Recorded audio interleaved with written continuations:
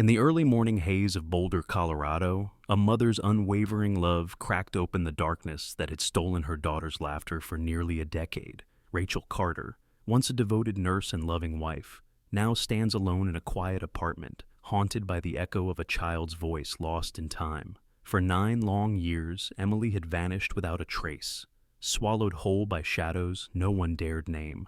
But a single recording, a child's song, a father's promise, sets Rachel on a journey that will shatter everything she thought she knew about family, about safety, about the lengths a mother would go to bring her child home.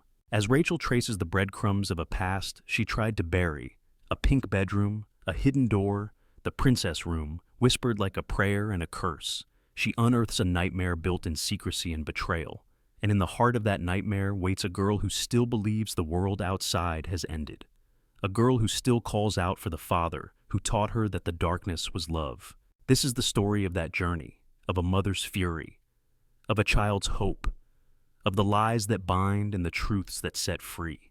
It is a story of survival, of the courage to stand against monsters who wear familiar faces, and of a family remade in the ashes of a horror too deep for words. Step into the princess room. The truth awaits. Boulder, Colorado, October 12th, 2008. An autumn night settled over the quiet street of Maple Ridge Lane, painting the sky in gentle shades of indigo and deep purple. A light breeze rustled through, disturbing the last yellow leaves clinging to the maple branches, carrying with it the faint scent of wood smoke and the promise of rain. For most residents of the neighborhood, it was just another ordinary night. The children safely tucked into bed, windows aglow with warm yellow light, the murmur of televisions and soft conversations drifting in the air. But in the Carter household, that night would become a fracture that never healed, a moment that split their lives into a before and after, with nothing left untouched. Rachel Carter slipped the key into the lock of the small 2-story craftsman home, the house she and David had bought the year Emily was born. She was exhausted after a long day at the elementary school, parent-teacher conferences that stretched late into the evening, and a pile of paperwork still waiting to be sorted. Rachel had always promised herself she wouldn't let work consume her, but lately, those long hours had become a safe shield, a way to dodge the crushing weight of the fear that haunted her every silent night without her daughter's laughter. She pushed the door open, the hinges sighing with fatigue. The scent of old paint, dry wood, and a faint trace of vanilla from the half-burnt candle that morning blended together in the air. Rachel set her keys into the ceramic dish by the door, pausing to listen for the familiar sounds of family life. But the house was strangely still. David had said he had put Emily to bed early, but there were no flickering lights from upstairs, nor the gentle white noise from the baby monitor that Emily always liked to fall asleep to. A frown creased Rachel's forehead as she hung up her coat. She moved quietly through the living room, where the television was off and the couch cushions were arranged with an unsettling precision. Too neat, almost lifeless. She passed through the kitchen and saw a single plate in the sink, a fork resting perfectly across its rim. David was always so meticulous, but tonight, that order only made Rachel feel an inexplicable dread. Her breath quickened as she climbed the narrow staircase to the second floor. The nightlight in the hallway cast a faint yellow glow, throwing long, trembling shadows on the cream-painted walls. Emily's bedroom door was still ajar, just as it had been that morning when Rachel left. But the darkness beyond the gap was thick and silent, an unnatural quiet. Rachel pushed the door open, her hand trembling. The soft light from the pink unicorn-shaped lamp glowed on the bed, a bed that was empty, the blankets rumpled as if a small body had just vanished into thin air. The window by the bed stood wide open, the curtain fluttering in the cold night breeze, bringing in the smell of damp earth and fallen leaves. Rachel's breath caught painfully in her chest. "Emily?" she called softly, her voice no louder than a whisper, dissolving into the darkness. No reply. The room was just as it had been that morning, pink walls covered in butterfly and unicorn decals, a small bookshelf crammed with old fairy tales. Emily's beloved stuffed rabbit lay sprawled on the floor, one ear flopped down as if it were sleeping. But her little girl was gone. Rachel staggered to the window, peering out into the yard. Below was empty, the silhouette of the old maple casting a long shadow across the lawn. No footprints, no sign of anything at all. She turned back, her hand gripping the window frame. The panic that had been simmering under her skin now screamed in her mind like an alarm. Rachel tore out into the hallway, calling frantically, "David! David! Emily's gone!" The house seemed to hold its breath. No answer. She bolted to the master bedroom, throwing open the door. The bed was cold and empty, the sheets perfectly smooth. David was not there. Rachel's heart pounded in her chest. She wanted to tell herself this was just a misunderstanding. Maybe Emily was sleeping over at a friend's house and she had forgotten, or someone had taken her out to play. But deep down, she knew. This wasn't a normal absence. This was a void that could never be filled, a wound that would follow her forever. She ran back to Emily's room, searching for any sign, any clue. On the small table by the window, she saw a faint brown smudge, a single dry leaf out of place. Her hand shook as she reached for the phone, dialing 911. Her voice broke, tearful and ragged, as the dispatcher answered, "My daughter, she's gone. Please, please help me." The calm voice of the dispatcher came back, asking her name, her address. Rachel stammered out the words, her mind a haze. From somewhere far away, she could already hear the wailing of police sirens, the sound of hope, arriving too late. The night wind crept into the pink room, weaving through Rachel's hair, swirling around her as she sank to her knees by the empty bed. She clutched the soft, beloved rabbit to her chest, tears streaming down her face. "Emily," she whispered, her eyes blurry in the darkness. "Where are you, my sweet girl?" Outside, the night remained silent. Only the sigh of the wind and the biting chill of October drifting through the still air. 9 years later. Boulder, Colorado, fall of 2017. That morning, mist drifted lazily through the yellowing trees, laying a hazy veil over Maple Ridge Lane like a distant memory. Rachel Carter stood still in front of her old house, a place that once held all her joy and sorrow. The wooden Carter sign was faded, the engraved letters worn down by years of sun and rain. But to Rachel, that house still felt like a wound that had never healed. She tightened her grip on the suitcase handle, took a deep breath, and pushed the door open. The hinges creaked as always, echoing in the unsettling quiet. This house had once been a home, a place where every night she and David would read fairy tales to Emily before bed. Now, it was just a house full of memories, and of a marriage that had fallen apart. David was waiting in the living room. He stood there, hands in his pockets, his gaze distant. Even though they had been divorced for over a year, David's presence still made Rachel's chest tighten. He wore an old gray shirt, the one she had bought him for a Christmas long ago. But everything between them now was just distance. "Hi," Rachel said softly, her voice cautious. "Hi," David replied, his eyes avoiding hers. "I've already packed some of the boxes. You just need to decide what to take." Rachel nodded, glancing at the boxes neatly sealed with brown tape, labeled precisely, organized, just like David himself. She knew he always lived with that meticulousness, and how that same neatness had once made her feel suffocated. They worked in silence. David carried boxes of books. Rachel sorted through keepsakes, framed wedding photos, the ceramic plate Emily had once scribbled on with crayons. Each item was like a shard of the past, slicing into her heart. "Are you taking all of this?" David asked, setting a heavy box on the wooden floor. "Yeah," Rachel murmured, her eyes fixed on Emily's pink sweater, the one she could never bring herself to throw away. "If there's not enough space, I'll rent a storage unit."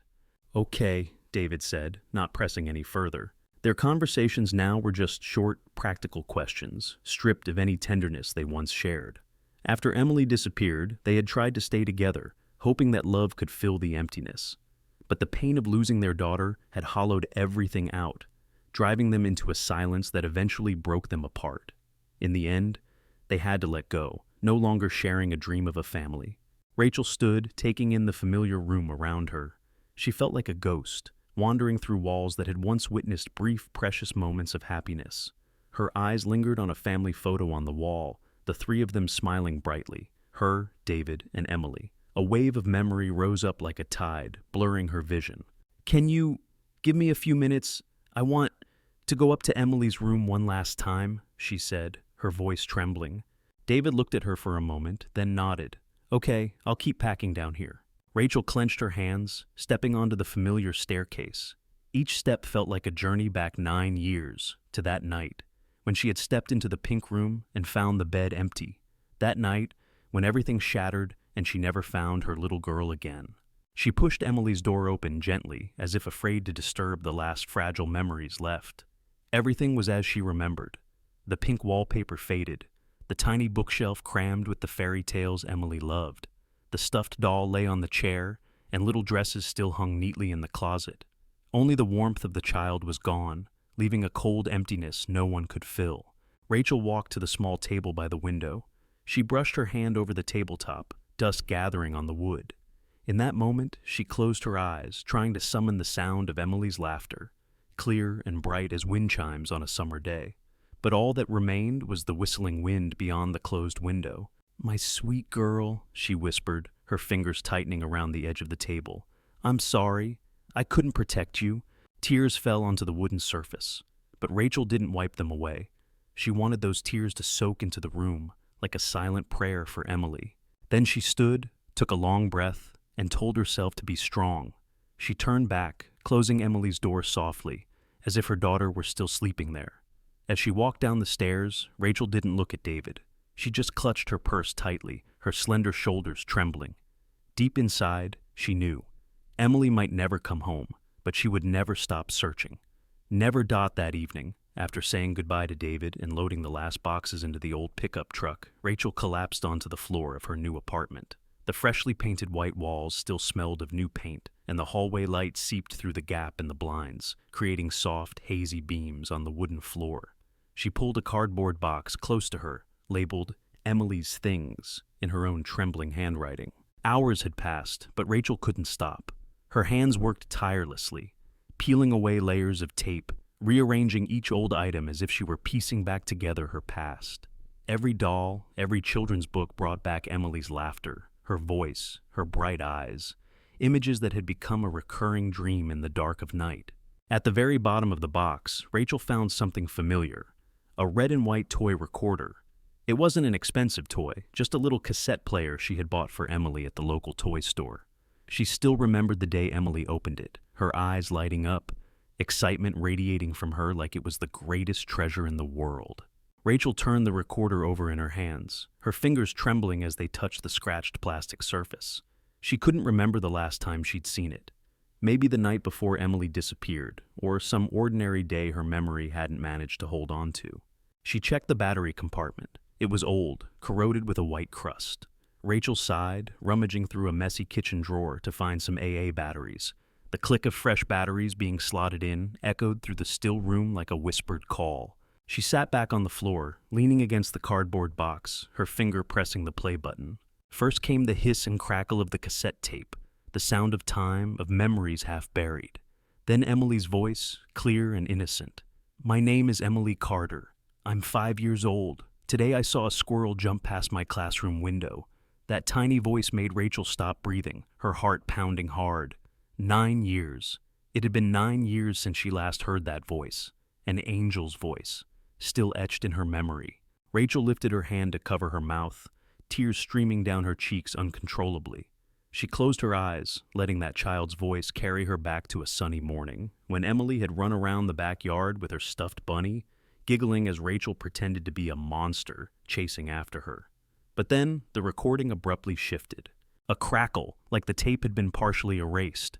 David's voice suddenly came through, low and soft. "Emily, go into the princess room, okay? Daddy promises if you're good, I'll get you the new pony doll at the store." Rachel froze. Her heart sank, as if someone had just squeezed it tight. Princess room? A strange phrase, something they'd never called Emily's room. She shrank back, a chill creeping up her spine. She rewound the tape, listening to that snippet over and over. David's voice was gentle, coaxing. "Do you remember? We have a secret in the princess room, just you and Daddy." Emily's little voice answered, shy and soft. "Yes, I remember, Daddy." Rachel felt her hands trembling uncontrollably. She had never heard David call Emily's room the princess room. It had always been simply Emily's room, nothing more. Princess room.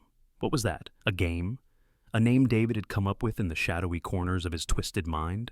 She set the recorder down, her heart full of confusion and fear. The promise of a new doll?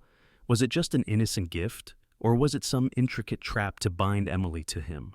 In Rachel's mind, questions began to roar, crashing against each other relentlessly. She placed the recorder on the table, taking a deep breath. The yellow light spilled across the table's surface, making the old toys seem warped and ominous. Rachel closed her eyes, trying to hold back the tears. She knew she couldn't keep hiding. The truth, no matter how dark or painful, had begun to show itself. And she wouldn't stop until she found Emily, until she found the princess room that David's voice had whispered about in the dead of night. Dot. The soft click sounded as Rachel closed the recorder's lid. The small apartment sank into silence, broken only by the cold wind rustling past the window. She leaned back against the wall, gasping for breath. Inside her, a growing unease rose in waves, colder than any autumn breeze outside. "Princess room," Rachel whispered, as if testing her own ears to hear it again. She closed her eyes, remembering. All these years, she had believed that David, though lost, had still loved their daughter. But that recording, that voice, sweet, coaxing, frightened her more than any nightmare ever could. She stepped away from the boxes and moved toward the small desk in the corner. Piles of files and papers lay scattered on the surface, the paperwork she needed to complete for her new elementary school job. These daily tasks had once been her only lifeline after the divorce, but tonight, everything felt different. She no longer cared about work or the future. She had only one question left. Where was Emily? The desk lamp lit up an old family photo of the three of them, David, Rachel, and Emily, taken at the park on the last summer they were together. In the picture, David was smiling, holding Emily on his shoulders, his eyes still warm and kind back then. Rachel shivered. How could that man have become someone she didn't even recognize anymore? She rifled through the folders, tearing through the pages. Her eyes landed on the divorce papers, and memories of those endless, hopeless nights of fighting came flooding back. David had turned into someone else after Emily disappeared, withdrawn, quick to anger, and then gradually, he had disappeared from her life, just as Emily had. But that recording said it all. The coldness, the sweet voice laced with something dark, like a nightmare she couldn't believe was real.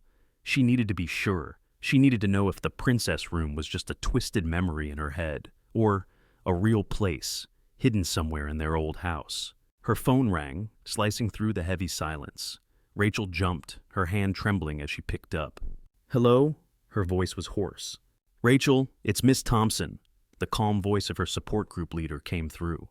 "I just got your message. Is everything okay?" Rachel took a deep breath, trying to steady herself. "Miss Thompson, I need to ask you something. David, he's still coming to the group meetings, isn't he? He's still participating, right?" There was a brief pause before Miss Thompson replied. "Actually, no. He hasn't come for the past 3 weeks, Rachel. I was worried, but he never answered my messages." Rachel gripped the phone, her fingers turning white. David had lied. He had said he was still attending the therapy group, still trying to cope with the loss. But in truth, he had vanished from everyone's sight. Was it just a simple lie, or something far more terrifying?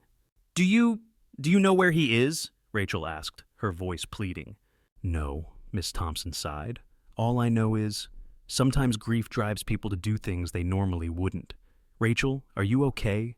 Rachel swallowed hard, her eyes darting to the recorder, still lying silent on the table. I'm not sure," she whispered, "but I'm going to find out. Thank you." She hung up, her heart pounding like a drum.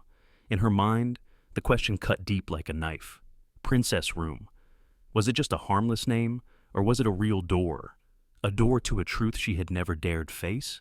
Rachel knew that tonight she would not sleep, because inside her, the echoes of that recording still rang out. David's sweet voice turned into a chilling whisper, and she would not stop until she knew everything. Dot. The next morning, the sun rose through a thin layer of mist, casting faint rays of light through the window of Rachel's small apartment. She sat at the kitchen table, a cup of cold coffee in her hand, her eyes puffy from a sleepless night. She had rewound that recording dozens of times, each playback feeling like a fresh knife wound to the heart. Princess room, those 3 words repeated endlessly in her mind, haunting her like a curse. Rachel knew she couldn't bury her suspicions any longer. She needed answers, and there was only one person who might hold a clue: Mike Andrews. Mike was the owner of the local hardware store, Andrews Supply, where David often went to buy materials. Rachel remembered once hearing David talk about a hobby room he wanted to build, a private place to relax, create. At the time, she thought it was just David's way of escaping the suffocating reality, But now, that idea had turned into an obsession. Could the hobby room have been just a cover, a front for something far more terrible? That afternoon, Rachel drove to the hardware store. The shop was tucked away on the corner, the wooden sign above reading Andrew's Supply, weathered by years of sun and rain. The soft jingle of the bell sounded as she pushed the door open, the scent of fresh wood and new paint filling her nose. Mike stood behind the counter, arranging cans of paint. "Rachel, it's been a long time," Mike said warmly, a genuine smile on his sun-tanned face. "You finally moved out of the old house?" Rachel nodded, hiding the anxiety stirring inside her. "Yeah, I'm clearing out the last of it. I wanted to ask you something." "What's on your mind?" Mike paused, his eyes full of concern. "David, my ex-husband. Has he been in here recently?" Rachel asked, her voice soft but edged with steel. Mike frowned. "Oh yeah, just last week he came by and bought a bunch of stuff. Plywood, paint, nails. I figured he was fixing up the house." Rachel drew a shaky breath. "Did he say anything about it?" Mike nodded, thinking back. "He said he was making a hobby room in the basement. Said he wanted a spot to relax, work on crafts. I even joked, a hobby room or a secret room? He just laughed. But he seemed off to me, kept avoiding eye contact." "Hobby room," Rachel repeated, her lips pale. Her heart pounded in her chest. A hobby room in the basement. Somewhere no one would know, no one would question. Could that be the princess room David had whispered about? Mike narrowed his eyes at her. "Rachel, is something wrong?" She looked into his kind eyes, hesitating for a moment. In the end, she just shook her head softly. "I'm just curious." "Thank you, Mike." Mike hesitated as if he wanted to say more, but then just nodded. "If you need anything, don't hesitate to call me." Rachel stepped out of the store, her breath heavy. Outside, the sky was clear, the gentle autumn sunlight stretching across the street. But inside her, the terrifying pieces were starting to fit together. David had prepared everything: paint, wood, nails, like a craftsman dedicated to his art. But his creation wasn't some harmless craft project. It was a nightmare hidden behind a basement wall. Rachel gripped the steering wheel tight as she drove back to her apartment. In her mind, only one question echoed over and over. What is the hobby room? And Emily, her daughter, had she ever stepped into it or never stepped out? That night, Rachel sat alone in her small apartment. She had finished sorting the boxes, the old photos, the battered toys of Emily, everything stacked neatly in one corner. But inside her mind, everything was still in chaos. Every tick of the wall clock sounded like the footsteps of an invisible figure, a reminder that the truth was waiting to be uncovered. It was late, but Rachel couldn't sleep. She sat on the old fabric-covered chair, staring at the recorder on the table. Deep inside, a dull, insistent urge pushed at her to return to the old house. She needed to see it with her own eyes, touch it with her own hands, and find that hobby room. Because a part of her was sure Emily had never truly left that house. Then her phone rang. A message lit up the screen. "Rachel, can I meet you at the old house right now? Brian Fisher." Brian Fisher, David's best friend, the sound technician who had once helped David fix the electrical system in the house. Rachel frowned, her finger hovering over the screen. Why would Brian want to meet her tonight? A chill of unease washed over her, but she still typed back, "I'll come." She drove through the quiet streets, the streetlights casting long yellow streaks on the damp pavement. When she stopped in front of the old house, Rachel saw the front door was ajar, like a trap waiting to spring shut. She took a deep breath and climbed the steps. In the dark hallway, Rachel called softly, "Brian, it's me." No one answered. She followed the faint glow from the living room, stepping in. And then she saw Brian. He was standing in the middle of the living room, rifling through piles of papers and scattered files. His eyes were wild, his hair matted with sweat, his face pale. When he saw Rachel, he froze, his eyes wide. "Brian, what are you doing here?" Rachel asked, her voice shaking. Brian didn't answer immediately. His breathing was ragged, his hands stained with dust and paper.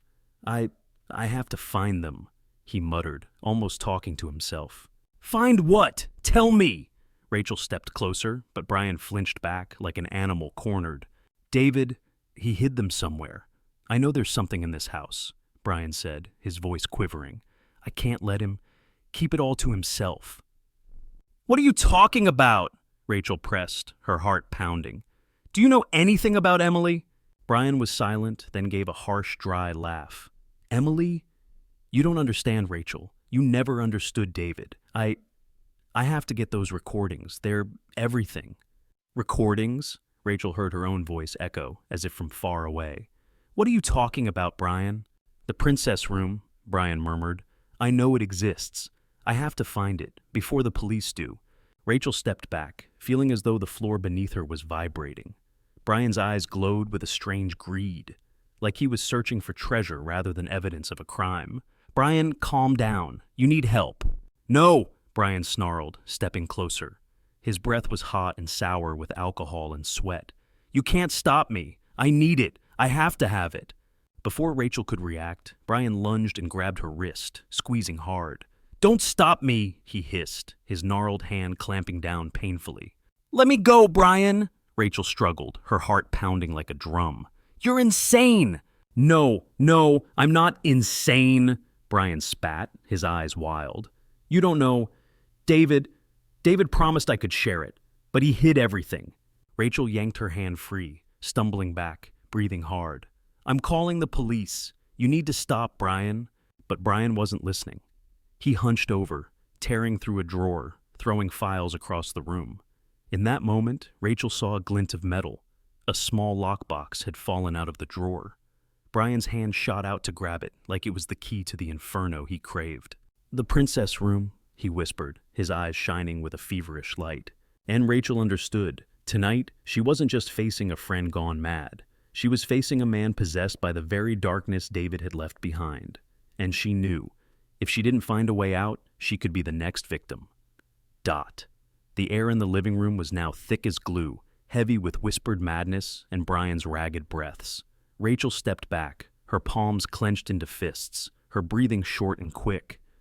The sickly yellow light from the lamp cast warped shadows over Brian's face, turning him into a stranger, a man who was no longer David's best friend from years past. Brian, you don't have to do this. Rachel tried to keep her voice steady, but her heart was thundering in her chest like a drum. You don't understand, Rachel, Brian muttered, his eyes fixed on the metal lock in his hand. I've been waiting too long.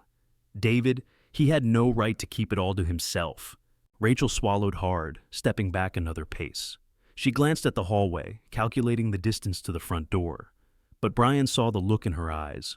He gave a faint, cold smile and moved sideways to block her path. Don't even think about running, Rachel, his voice dropped, steady and eerie like some twisted prayer. I just need to take back what's mine. Then you can go. What is it, Brian? These are the memories of a child. These are... Rachel's voice cracked. She pushed past her fear, meeting Brian's eyes. You're talking about the recordings, aren't you? Brian nodded slightly, his gaze drifting somewhere far away in the cluttered room. The princess room. It's not just a room, he said in a hollow voice. It's everything. It's memory, it's treasure. David, he recorded it all, every detail. Rachel felt her stomach churn. Her hands were icy and slick with sweat. Emily, where is she, Brian? She choked out, her eyes pleading.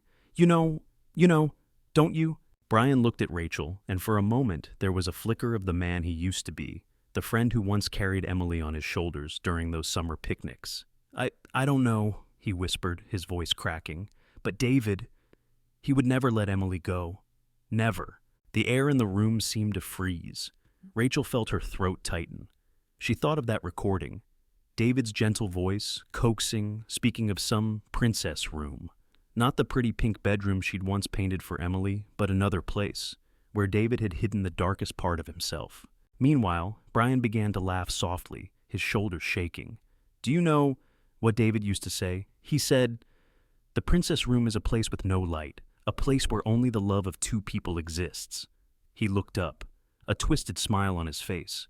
Do you think that's love, Rachel? No, it's a nightmare wrapped in sugar. And I have to see it all. I have to make sure I get my share of that treasure. Rachel shook her head, hot tears welling up. You're insane, Brian. Can't you see? This isn't a treasure. This is pain. It's the hell Emily's lived through for 9 years. Brian laughed louder, the sound breaking apart like rotting wood under claws. You don't understand. No one understands. David and I, we shared everything. But then he hid it. He wouldn't let me see anymore. He betrayed me. His voice rose, shaking with hate. Rachel clenched her fists, her breath ragged. She knew what she had to do. Stay calm. Don't provoke Brian's madness further. Brian, I won't stop you, but I have to find Emily. I have to find her before it's too late. Brian fell silent, then exhaled, his eyes darkening suddenly. It's too late, Rachel, he murmured. It was decided. That night, 9 years ago. In that moment, Rachel heard a distant echo, not in this messy room, but in the depths of her heart. Emily's laughter, the sound of her little feet running down the hallway. The whisper, "Mommy, I'm here." She knew, no matter how dark it had become, she would never stop. Because Emily wasn't just a memory, wasn't just a wound. Emily was still alive, somewhere, waiting for her mother to bring her home. Brian stood frozen in the middle of the cluttered living room, his breathing ragged, clutching the metal lock in his hand like a talisman. His eyes, wild and greedy, never left Rachel. But she wasn't afraid anymore. Part of her had gone numb from the horror, and another part, stronger, had caught fire. She had to find Emily. She had to bring her little girl home. "Brian," Rachel said, her voice low but resolute, "give me the key. We have to find the princess room." Brian stared at her, his fingers trembling. You think you can do anything?" He hid it well. "But you know where it is?" Rachel pressed. "I believe in you, Brian. You don't want David to keep it all for himself, do you?" A flicker of doubt passed through Brian's eyes. Then, slowly he nodded, as if waking from a trance. "The basement," he said, his voice rough. "It's in the basement." Rachel took a deep breath. "All right, we'll go down there, but first, let me hold the key." Brian hesitated, then, like a man who had finally given up, he handed her the lock. Her fingers touched the icy metal, slick with sweat. In the dim yellow light, the key glinted like an answer, or a gateway straight to hell. They descended the stairs together, each creaking step a new weight on Rachel's fear. The basement had always been what David called his workshop, where he fixed wood, built little toys for Emily back in the day. But now, every stair felt like a blade slicing deeper into her dread. The basement door loomed ahead, thick oak reinforced with sturdy metal hinges. Rachel placed her hand on the knob, her palm trembling. She turned to Brian and saw him staring at her, eyes vacant like a man awaiting judgment. "Are you sure?" she asked. Brian only nodded. "Open it," he whispered. The lock clicked as Rachel fit the key in. The metallic clatter of tumblers echoed, a prelude to the final journey. As the door swung open, a blast of cold air hit Rachel's face. The smell of dampness, sawdust, and something thicker, darker, evoking the stench of a darkness with no way out. They stepped down. The bare bulb overhead flickered, casting a wan yellow glow over neatly arranged tool shelves. Old wooden shelves, jars of nails, saws, planes. It all looked ordinary, but Rachel knew. Somewhere in here, the truth waited, hidden. She ran her hand along the cold gray brick wall. Suddenly her fingers brushed a strange seam, like a hidden door beneath a layer of paint. "Here," she gasped.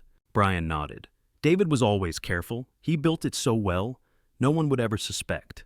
Rachel felt along the edge until she found a tiny indentation. She pressed it gently. A quiet click sounded. The brick wall shivered, then, slowly, swung inward, revealing a dark gap. The basement light spilled in, just enough for Rachel to see. A narrow passageway, lined with wooden planks, burrowing deep into the heart of the house. Rachel's heart pounded. Cold sweat trickled down her neck. But she knew. She had to go in.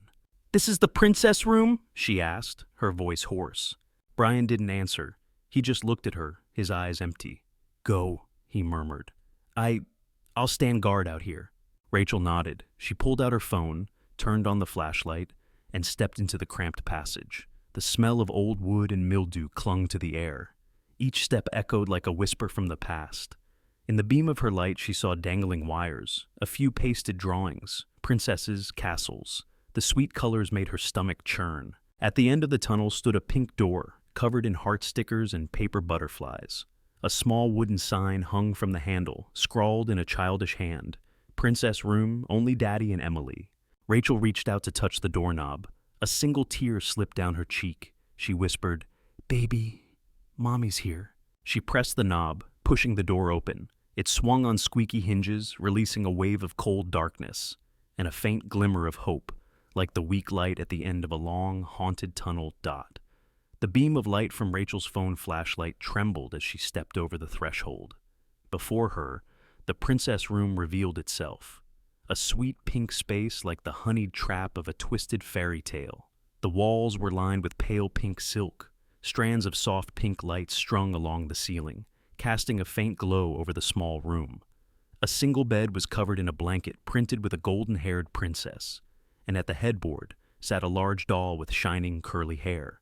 In one corner, a small toy cabinet was neatly arranged with stuffed animals dressed in pink dresses, everything looking like the perfect dream room of a little girl. But that perfection made Rachel feel like she couldn't breathe. There was no life here, only a cold meticulousness, like a film set, built to deceive the eye. She stepped inside, her hands shaking, cold sweat running down her back. Along the walls hung old photographs. Emily in princess dresses, her innocent smile filling each frame. Rachel reached out to touch them, her fingers trembling across the glass. Her daughter had once believed this was heaven, a place just for Daddy and his girl. Rachel bit her lip, tears streaming down her cheeks. In the corner of the room stood a small tripod, though there was no camera, only the dusty outline left behind. Nearby was an old wooden cabinet, and Rachel's hands shook as she opened it. Inside was stacked with VHS tapes and VCDs. Each was neatly labeled, Princess Room, Volume 32, Volume 45, then Volume 89, a whole nightmarish collection, lined up like undeniable evidence. Rachel's hand trembled as she picked up one of the VHS tapes. The messy handwriting, David's, was unmistakable. She murmured, "Oh God," and staggered back, her back hitting the wall. In front of her, the truth was no longer suspicion. David had turned a father's love into something sick. He had made Emily the star of a family movie no one could ever imagine. But that wasn't the worst of it. In a small drawer near the bed, Rachel pulled it open and felt her heart stop. There were little girls' nightgowns, pink trimmed in white lace, soft fabric but worn thin, each one carefully folded.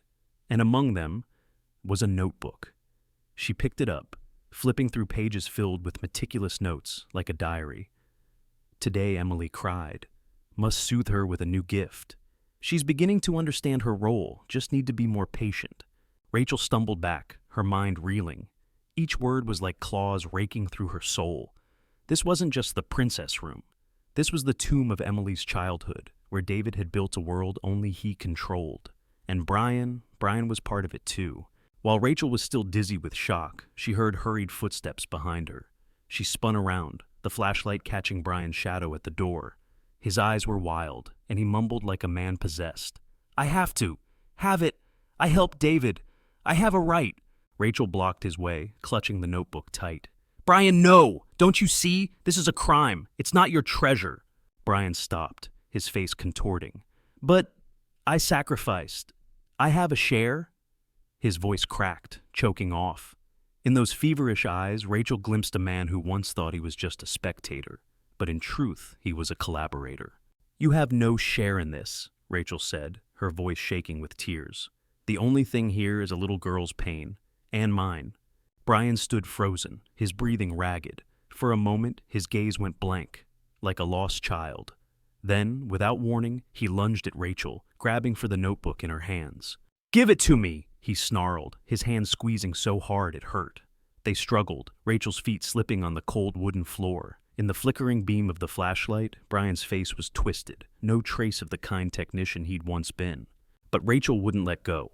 "No, this will be the proof. To expose all of you," she screamed, summoning every ounce of strength against his violent grip. A loud noise echoed. The hidden door behind them burst open, and a flashlight beam cut through the darkness. A man's voice rang out. "Police! Freeze!" The voice of Detective Morrison, whom Rachel never expected to appear at that moment. Brian let go of Rachel, stunned. The flashlight beam swept over his face, reflecting his panic. Morrison and two other officers stormed into the room, guns drawn. "Hands on your head!" Morrison barked. Brian stumbled back, his hands shaking as he raised them. Rachel gasped for breath, the notebook still clutched in her hand. She looked at Morrison, her voice breaking. "Detective, you have to see this. This is The whole truth. Morrison nodded, his expression grave. We'll take it from here. You did well, Rachel. Very well. In that moment, Rachel realized this was only the beginning. The fight to rescue Emily from the ghosts of this sick family was far from over, but at least the truth was no longer buried in darkness, and she, this mother who refused to give up, would not let her daughter remain a victim forever. In the police flashlight's beam, the princess room no longer held any sweet sparkle. The pretty toys, the pale pink princess dresses, now they were only silent witnesses to a crime. Rachel stood frozen, clutching the notebook like a lifeline in a black sea. Her eyes were dry. No more tears. Just a determination colder than any autumn wind that had ever blown. Detective Morrison stepped in, his flashlight sweeping the room before landing on Rachel's face. "Miss Rachel, are you all right?" His voice was deep and urgent. Rachel drew a deep breath and nodded. "I'm okay, but Emily might still be here. I know. I feel like she never left this house." Morrison reached out and took the notebook from her hands. He flipped through a few pages quickly, his face hardening as he read David's twisted notes. "Dear God," he whispered, "we'll keep this as evidence. You did very well." Brian was handcuffed, his head bowed, breathing heavily. He said nothing more, his vacant eyes staring into nothing, as though the hidden wall had collapsed right in front of him. Rachel gave him one last look, then turned away. She knew. This crime wasn't the work of just one man. But the man who had created this princess room still hadn't appeared. "We need to search the entire house," Morrison ordered, his voice firm. "The forensics team will be here soon. Rachel, do you know of any other hidden entrances?" Rachel shook her head, her voice trembling. I'm not sure, but David, he used to talk to Emily about a safe place. I think there has to be another room where he kept Emily." Morrison nodded. "All right, we'll search every inch." A young officer, Lopez, stepped up, lowering his voice. "Detective Morrison, there's another storage area in the basement. The lock was broken from the inside. Could be an access point." Morrison's eyes sharpened. "Show me." Rachel followed, her legs shaking with every step. They made their way down a narrow hallway, the cold air biting her skin. A heavy metal door came into view, dusty but with fresh signs of having been opened recently. Lopez bent down, shining his flashlight. There are small shoe prints, child-sized. Rachel held her breath. Emily. Her little girl was here, just a few steps away. Morrison pulled out a master key, his grip steady. A click echoed, the door opening. No creak, no noise, only a blast of cold black air. Inside was a steep staircase, the wooden steps worn down and dusty. The smell of mildew, metal, and faintly, the sweat of someone who had lived too long in the dark. "Rachel, you should stay behind," Morrison said. But Rachel shook her head. "I have to go. Emily will need to see her mother, not anyone else." Morrison looked at her for a moment, then nodded. "But stay right with me. Don't stray." They began down the stairs, their footsteps echoing against the walls like ghostly whispers. The flashlight beam swept over dark, warped wood, stained patches of damp wall. A small light bulb swung at the bottom of the stairs, casting a dull yellow glow, enough for Rachel to see, a pink door covered in princess stickers. She lifted her hand to her mouth, her breath catching. Morrison gently placed a hand on her shoulder, a silent encouragement. "Get ready," he said, his voice like steel. He placed his hand on the doorknob and pressed down. The door opened, revealing a tiny room. The walls were lined in pink fabric, the floor covered in soft carpet. A small bed sat in the center of the room. Next to it, a toy cabinet and a bookshelf. The dim yellow light fell on a small figure huddled on the bed, long, tangled hair, a pink nightgown faded with age. "Emily," Rachel whispered, her voice breaking into a sob. She stepped forward, her hands trembling. Emily, the child swallowed by darkness for 9 years, lifted her head. Her pale blue eyes were lost and afraid. "Mommy, Mommy," the little voice quivered. Rachel broke down in tears, rushing to gather her daughter in her arms. She smoothed back the tangled hair, her hands gripping Emily's thin shoulders. I'm here now. I'm so sorry. I've come so late." Emily trembled, her fragile shoulders shivering. "Daddy said you were dead, that it was only me and him." No, baby," Rachel whispered, her tears wetting the tiny shoulder. "I'm alive. I've always been looking for you. Morrison motioned for Lopez to check the room. "Clear, no one else here," Lopez reported. Morrison nodded, his expression softening as he watched mother and child reunited. But Rachel knew. The darkness wasn't completely gone. "David, where is he?" she asked Morrison, her voice thick with worry. "We have issued an all-points bulletin across the state," Morrison replied gravely. "He can't hide. But right now, what matters is Emily. She'll need time, and your love." Rachel nodded, holding Emily even tighter. She felt her daughter's thin, warm body, so small, so fragile. In that moment, she swore she would never let her little girl be lost again. The truth had finally come to light. The darkness had been torn away, and Rachel knew. From this moment on, she and Emily would walk into the light together. Dot. The autumn sun rose over the quiet neighborhoods of Boulder, Colorado, bathing the brilliant maple leaves in gold. In Rachel's tiny apartment, the air felt strangely warm, as though even autumn wanted to shelter the two of them after their long journey through darkness. Emily lay curled up on the sofa, her long hair finally untangled and tied back neatly with a pink elastic. Her eyes still held fear, but within them flickered a glimmer of light, a light Rachel was willing to sacrifice everything to protect. That morning, a caseworker from Family Services stopped by. They brought paperwork, outlined an intensive therapy plan, and a promise that they wouldn't leave until Emily had found her lost trust again. Rachel sat beside Emily, her hand clasped firmly around her daughter's, her heart full of gratitude but also resolute. "We'll get through this," she said firmly, "no matter how long it takes." On the mornings that followed, Rachel woke up early. She would quietly place a warm cup of tea by the window, watching the city still half asleep in the mist. The streetlights cast a glow on the crimson maple outside the balcony, and she knew. She was truly stepping into a new beginning. In the room, Emily would slowly wake up, her sleepy eyes searching first for Rachel. "I'm here," she would whisper every morning, like a vow. Emily's therapist, Dr. Howard, was a woman with gray-streaked hair, kind eyes, but a steady gaze. "Emily will need time," she said. 9 years of living in fear won't vanish overnight. But she has your love, Rachel. That's the strongest foundation." Rachel nodded, reminding herself each time, "Don't rush, be patient, trust in Emily's light." One weekend afternoon, they sat together in the park near their home. Emily sat on a bench, holding a pink pencil, Rachel's gift so she could draw whatever she wanted. The first scribbles began to appear, a sun, green grass, and a small heart in the corner of the page. Rachel's throat tightened as she saw that heart. She reached over and drew a little butterfly, the symbol she used to draw on Emily's hand whenever her daughter was afraid. Emily looked up, her eyes warming. "Mommy," she whispered, "draw me too."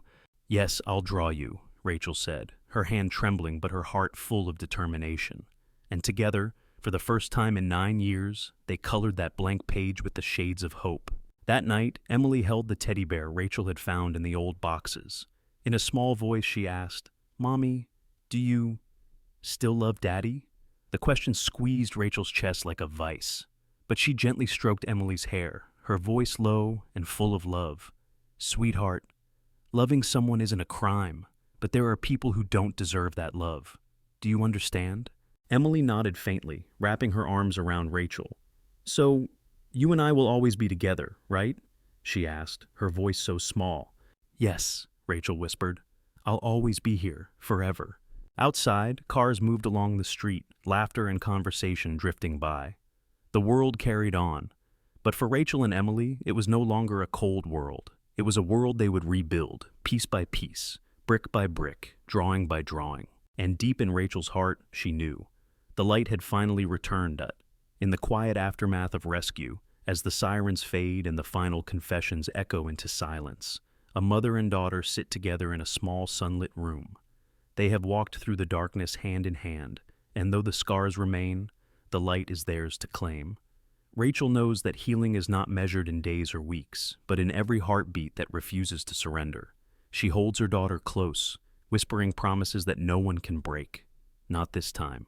Around them, a world that once felt cold and cruel begins to open its arms. For Emily, each sunrise is a new chapter. For Rachel, each breath a vow to never let go. And for those who bear witness, this story is a testament that even in the deepest shadows, the unyielding love of a mother can carve a path to redemption. Thank you for watching this powerful journey. If you've ever known the ache of searching for hope, share this story and let it remind you that the light we fight for is always worth it. Don't forget to subscribe, leave a comment, and join us next time for another tale of resilience, of healing, and of the extraordinary power of the human heart.